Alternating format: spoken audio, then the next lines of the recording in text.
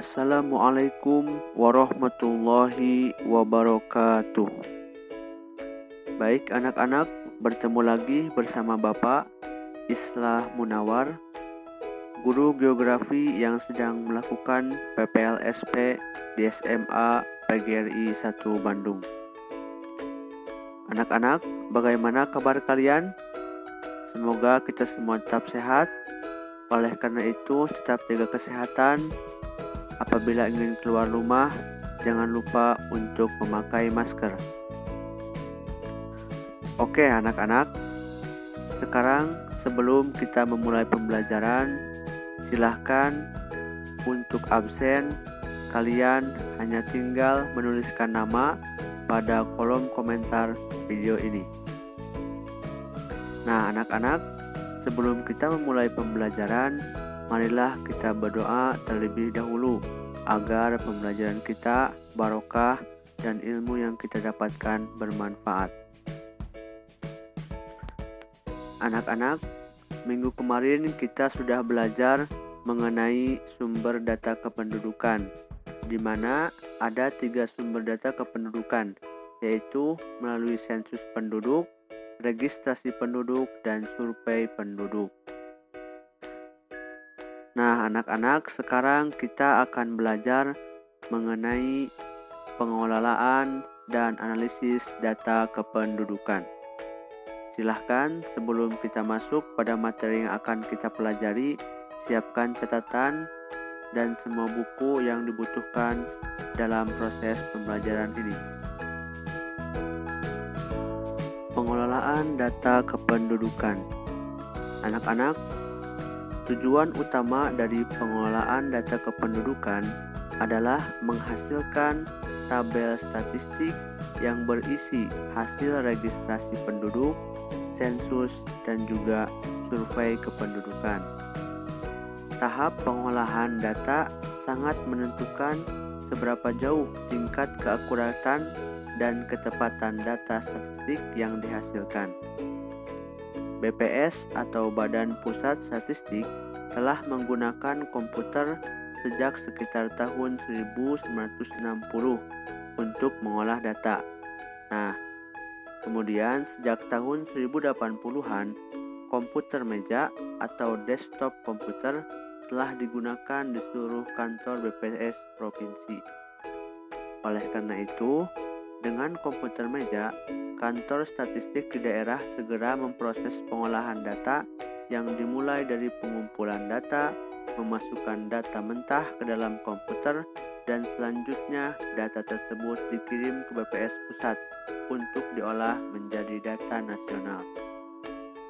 Nah anak-anak, pengolahan data sensus penduduk tahun 2000 telah menggunakan mesin pemindai untuk mempercepat kegiatan pengolahan data. Dalam mengolah data, BPS atau Badan Pusat Statistik juga telah mengembangkan berbagai program aplikasi untuk data entry, editing, validasi, tabulasi, dan analisis dengan menggunakan berbagai macam bahasa dan paket komputer. Nah, anak-anak, ada 2 tahapan kegiatan pengolahan data kependudukan. Kedua tahapan itu, yang pertama adalah proses pengolahan data kependudukan pra-komputer yang mencakup kegiatan-kegiatan di bawah ini. Yang pertama ada penerimaan dokumen atau receiving, merupakan proses menerima dan memeriksa kelengkapan hasil pencacahan. Selanjutnya yaitu penyimpanan dokumen, di mana merupakan proses penyimpanan dan pengelola dokumen agar mudah diambil apabila diperlukan dalam tahap editing atau coding atau data entry dan validasi, serta mudah pula dikembalikan ke tempat penyimpanan semula. Nah, setelah itu, langkah selanjutnya adalah pengelompokan dokumen atau batching. Nah, kemudian yang terakhir itu merupakan penyuntingan atau penyandian atau juga editing atau coding. Editing dan coding merupakan proses pemeriksaan dan pembetulan isian serta memberikan kode pada file-file yang ditentukan pada dokumen hasil pendataan. Nah, setelah tadi proses pengolahan data kependudukan prakomputer, selanjutnya yaitu proses pengolahan data kependudukan dengan komputer, di mana langkah-langkahnya adalah sebagai berikut. Yang pertama adalah instalasi program pengolahan. Yang kedua, entry data atau perekaman data, yakni proses pemindahan data dari fisik menjadi data digital. Yang ketiga, yaitu validasi data untuk memastikan semua data sudah memenuhi syarat. Yang keempat, yaitu backup data, merupakan proses duplikasi file komputer pada berbagai macam media penyimpanan untuk pengamanan data. Yang kelima, yaitu restore, digunakan untuk melakukan proses penggantian pangkalan data atau database yang rusak atau korup yang digantikan dari pangkalan data hasil backup terakhir. Kemudian yang keenam yaitu gabung data atau penggabungan data untuk menggabung pangkalan data kabupaten atau kota. Dan yang terakhir yaitu merupakan pencetakan laporan. Nah, anak-anak, materi selanjutnya yaitu mengenai analisis data kependudukan. Analisis data kependudukan merupakan tindakan mengolah data menjadi informasi yang bermanfaat tentang dinamika kependudukan untuk perencanaan pembangunan. Selanjutnya, ada dua pendekatan yang digunakan dalam menganalisis data kependudukan.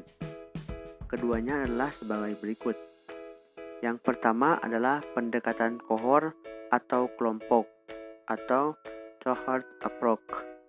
Analisis dengan pendekatan kohort berkaitan dengan kuantitas dan waktu terjadinya peristiwa demografis untuk anggota kohort yang sangat berguna untuk mempelajari kehidupan individu dan implikasinya bagi masyarakat. Kohort atau kelompok didefinisikan sebagai sekelompok orang yang mengalami kejadian yang sama atau asal pada periode yang sama. Contohnya, orang-orang yang lahir pada tahun 1950-an dianggap sebagai anggota kelompok kelahiran 1950-an.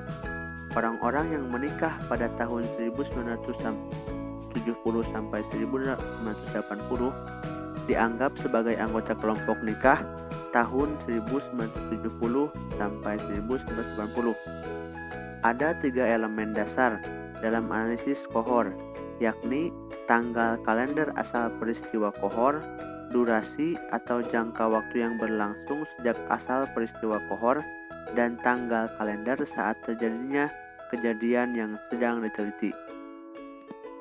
Namun di balik itu semua, ada 2 kelemahan utama analisis kohort. Keduanya adalah analisis kohort tidak dapat secara jelas dan langsung menunjukkan situasi demografis dalam periode tertentu yang cenderung menjadi fokus perhatian bagi pembuat kebijakan dan masyarakat. Yang lainnya adalah penghitungan ukuran demografi kohort memerlukan informasi lengkap dari setiap individu sampai dia meninggal. Nah, selanjutnya adalah pendekatan waktu atau period approach. Analisis dengan pendekatan waktu mengatasi keterbatasan utama analisis dengan pendekatan kohort. Analisis dengan pendekatan waktu menyelidiki dan secara jelas menunjukkan kejadian demografis dan perubahannya dalam satu atau beberapa periode waktu tertentu yang menjadi kepentingan pembuat kebijakan dan masyarakat. Analisis dengan pendekatan waktu menaruh perhatian terhadap data kependudukan. Salah satu tujuan utama analisis dengan pendekatan waktu adalah untuk mengetahui bagaimana perubahan ukuran dan komposisi penduduk terjadi dari waktu ke waktu. Materi selanjutnya yaitu mengenai komposisi penduduk sebagai subjek penting analisis data kependudukan. Komposisi penduduk merupakan pengelompokan penduduk atas dasar kriteria tertentu. Komposisi atau karakteristik penduduk dapat disajikan dalam banyak cara, ada banyak jenis komposisi penduduk. Secara luas, komposisi penduduk dapat diklasifikasikan atas komposisi biologis, komposisi budaya, dan komposisi ekonomi.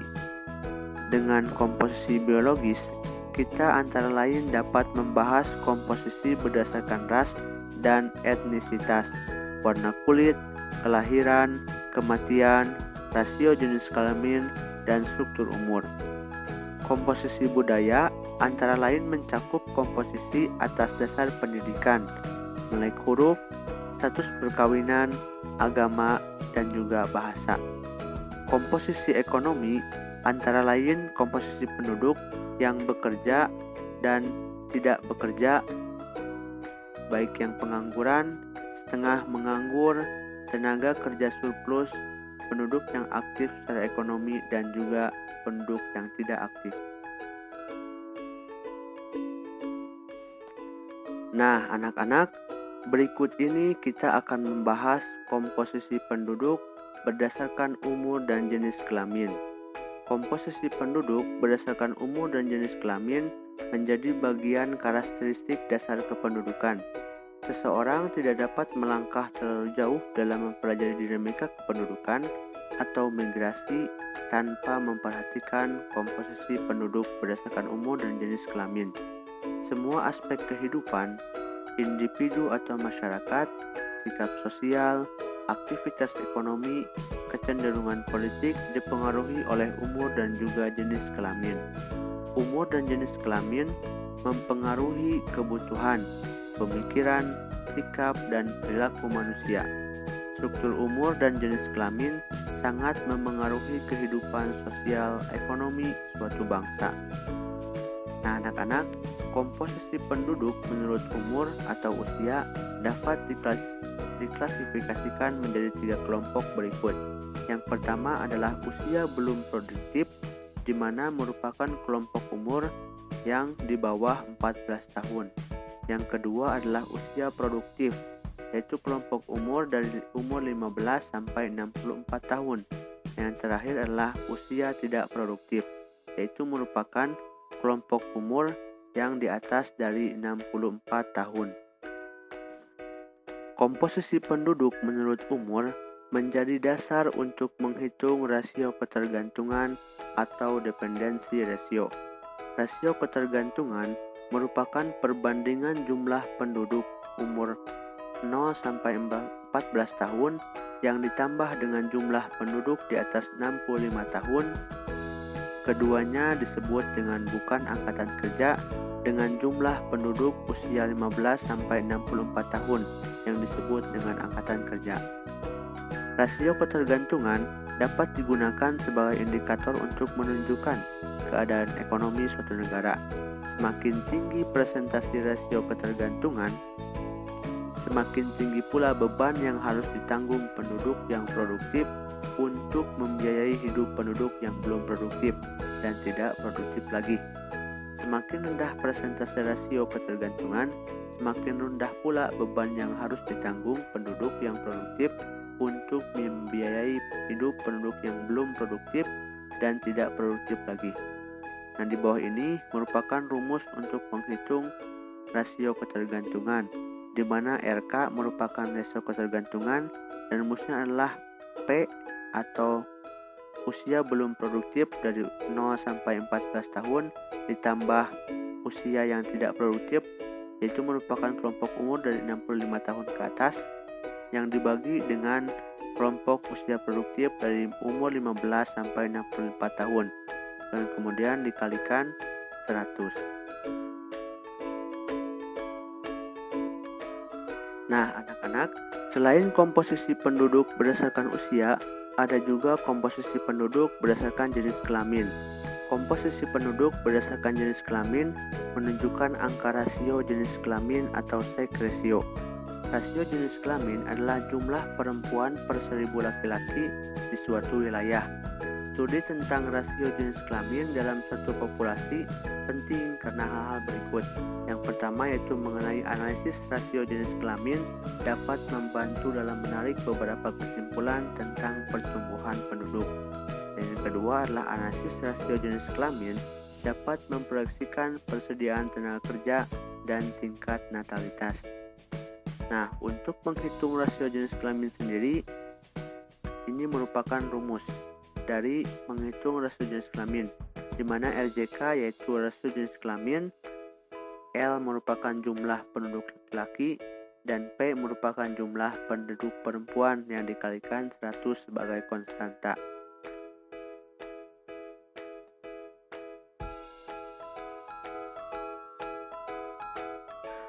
Materi terakhir dari pembelajaran hari ini yaitu mengenai piramida penduduk. Komposisi penduduk menurut umur dan jenis kelamin dapat disajikan dalam bentuk tabel atau grafik. Grafik data penduduk menurut umur dan jenis kelamin pada saat tertentu yang digambarkan dalam bentuk piramida disebut piramida penduduk. Jadi, piramida penduduk adalah grafik khusus yang digunakan untuk menampilkan komposisi jenis kelamin dan juga umur dari satu populasi atau sekelompok. Ada di bagian piramida, yakni bagian di sebelah kiri dan bagian di sebelah kanan. Bagian ini sebelah kiri menyajikan data laki-laki, bagian di sebelah kanan menyajikan data perempuan. Sedangkan sumbu vertikal menunjukkan interval umur 5 tahunan, ditampilkan dari yang termuda di bawah berurutan hingga yang lebih tua di atasnya. Nah, anak-anak, tahukah kalian bahwa bentuk piramida penduduk Indonesia termasuk tipe ekspansif, di mana sebagian besar penduduk masih muda, yaitu berumur 0-19 tahun. Sementara itu, penduduk yang lanjut usia relatif sedikit. Angka kelahirannya jauh lebih tinggi daripada angka kematiannya. Sebagian besar komposisi penduduk muda ditemukan di negara-negara berkembang. Nah, komposisi penduduk muda atau ekspansif membentuk piramida penduduk seperti kerucut. Dasar piramida ini luas, bagian tengah piramida cembung, bagian atasnya cenderung meruncing ke satu titik. Piramida ini berbentuk segitiga limas. Keadaan ini menggambarkan angka kematian menurun. Negara-negara yang piramidanya penduduk hampir sama dengan Indonesia antara lain Malaysia, Afghanistan, dan India. Bentuk piramida tipe ekspansif berbeda dengan piramida penduduk tipe stasioner dan konstruktif. Pada piramida penduduk bertipe konstruktif, terjadi distribusi transisi yang disebabkan menurunnya tingkat kesuburan dan kematian, meningkatnya harapan hidup, dan perlambatan pertumbuhan penduduk. Jumlah penduduk usia kerja relatif lebih besar daripada jumlah anak-anak dan orang tua. Hal ini ditunjukkan dengan adanya tonjolan bagian tengah dengan bagian bawah dan alas lebih sempit. Piramida ini berbentuk sarang tawon atau batu nisan. Piramida ini dapat menggambarkan bonus demografis jika penduduk usia kerjanya berpendidikan dan produktif bekerja. Negara-negara dengan piramida penduduk tipe konstruktif antara lain Singapura, Amerika Serikat, Jerman, Belgia, dan Swiss. Sementara itu, piramida penduduk tipe stasioner menggambarkan angka natalitas yang hampir sama dengan angka mortalitas. Dinamika penduduknya cenderung tetap di mana jumlah penduduk muda, dewasa, dan tua hampir sama. Pertumbuhan penduduknya kecil. Piramida ini berbentuk granat atau segi empat. Piramida stasioner mirip dengan piramida konstruktif. Pada piramida stasioner, semua kohor kira-kira berukuran sama, kecuali yang tertua. Negara-negara yang piramida penduduknya bertipe stasioner antara lain Inggris dan Brunei. Jadi, yang stasioner ini relatif lurus atau kotak, itu digambarkan dengan piramida yang di tengah. Nah, anak-anak, materi pembelajaran hari ini telah selesai. Sebelum kita tutup, Bapak sudah menyiapkan soal untuk meningkatkan pemahaman kalian yang sudah Bapak siapkan di Google Classroom. Silahkan dicek. Demikian penjelasan dari Bapak. Terima kasih. Sampai berjumpa minggu depan. Marilah kita tutup dengan bacaan hamdalah. Alhamdulillahirrahmanirrahim. Dan wassalamualaikum warahmatullahi wabarakatuh.